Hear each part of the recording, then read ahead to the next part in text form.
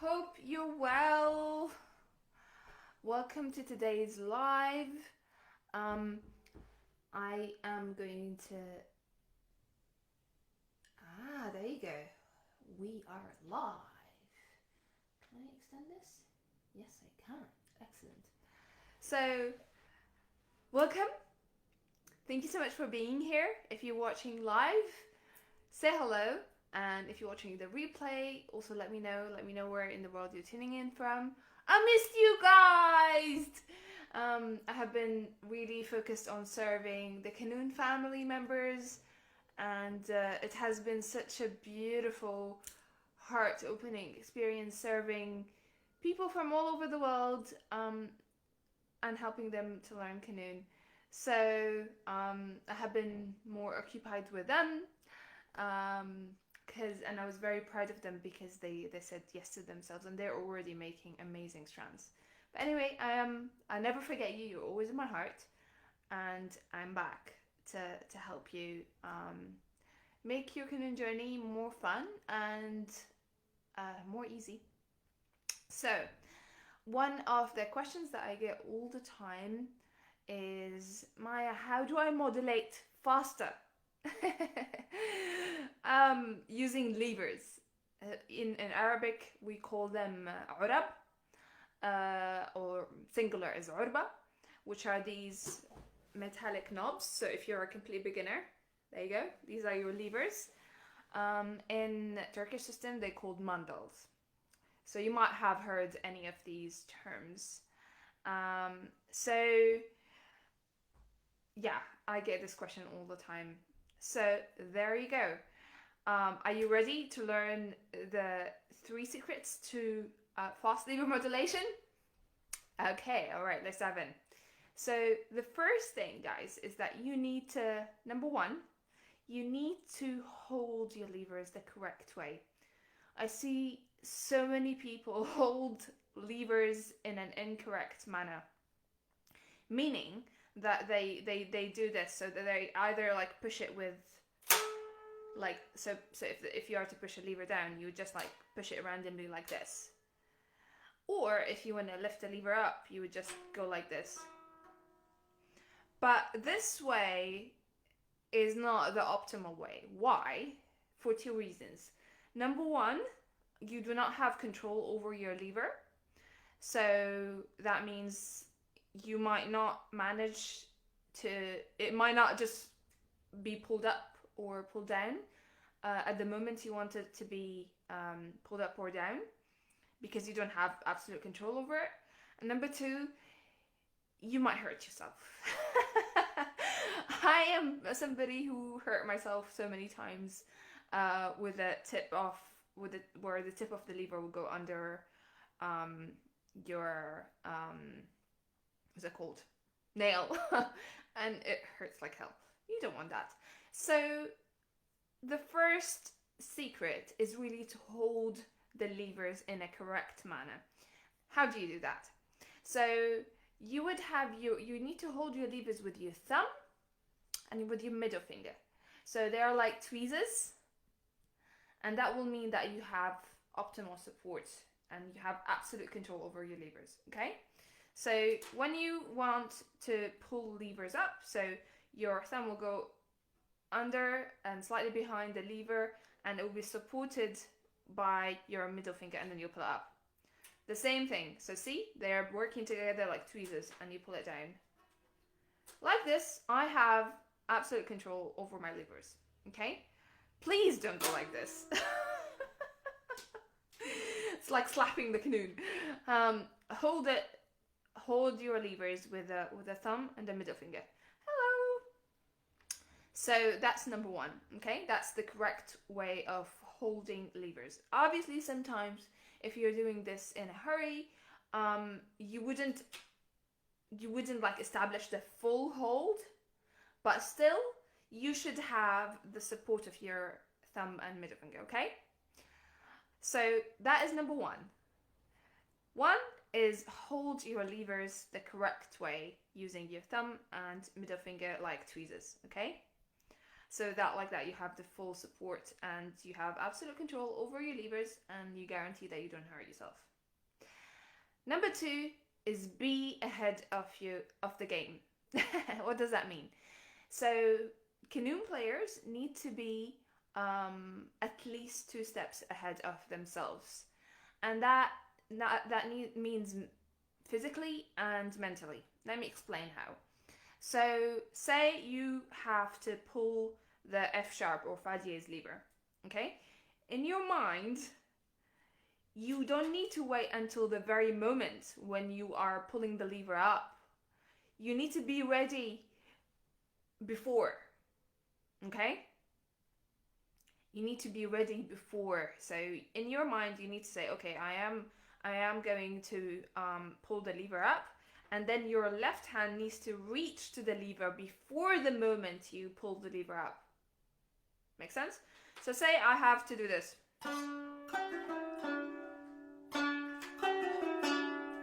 So my left hand is already near the lever, and even in some cases, I would ask you to hold the lever before you even pull it up or down. See? So my left hand was already next to the lever, so I am physically ready. I'm already on standby. Because if you go like,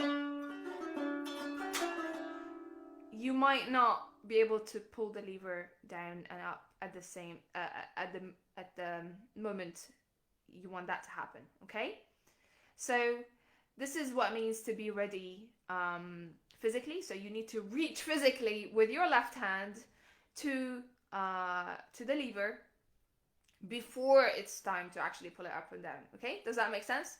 So let me know in the comments if that is clear. And so number 3 is to be ahead of the game mentally. When what I mean by that is that you are to know to what building block you're modulating. This is more advanced. So if you're in the beginning phases, just take step number 1 and step number 2, and just listen. Take what I'm saying lightly, okay? So if you are more advanced, then you would need to know what building block you're modulating to. Because one of the things that I teach my students is, which is extremely effective, it's the maqam building block system, which I'm in the process of making a trademark. So very soon it's going to be TM, maqam building block system TM.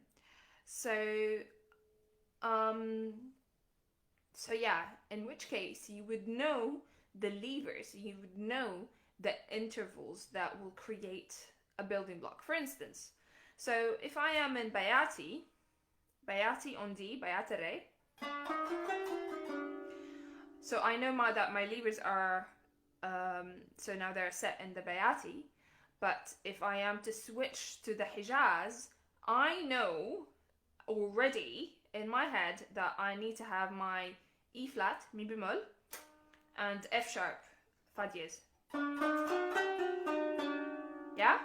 So in your head, you need to know to what building block you're switching to. That is very important, not only from a technical point of view, but also from you being a full-rounded musician point of view. Okay? Because one of the things that I teach is just not technique, and you need to be a full-rounded musician, meaning you know the technique, you know the maqamat building blocks, and you know how to ornament. Okay, so these are the 3 pillars of what I teach. And later on, if you are at stage 4, stage 5, then we'll start going into the 4th pillar, which is taqasim. But number 3 for fast lever modulation is knowing from what to what building block you're switching to, because again that ties into being ahead of the game mentally, yeah, and then translating that to the levers. Okay, so that's it, guys. By the way, on the 24th of September, I am running a live challenge. It's a 7-day live challenge where you get to, where I'm gonna teach live just here in this, inside this group. But I want to ask you, what is your opinion on the topic? So how does, these are the two options, because these are the two most common questions that I get all the time. So do you want me to walk you through the success path, the Qanun success path, where you have like lessons dedicated to the 5 stages of playing Qanun? Or do you want a 7-day maqam Lego challenge? So it will be a maqam for Qanun players. So let me know in the comments which one would help you the most, so I can plan that accordingly. I'd love to hear your thoughts so it can help you in the best way. It will be free, it will be here. Hello Omar, thank you so much. I'm very glad this helps. So Omar, let me know, which one do you vote for? Do you vote for the 5 challenge, a life challenge that teaches through the 5 stages of learning Qanun? Or do you vote for maqam for Qanun players challenge, where I teach live? In both cases, I will be teaching live here every day, and it will be immense value.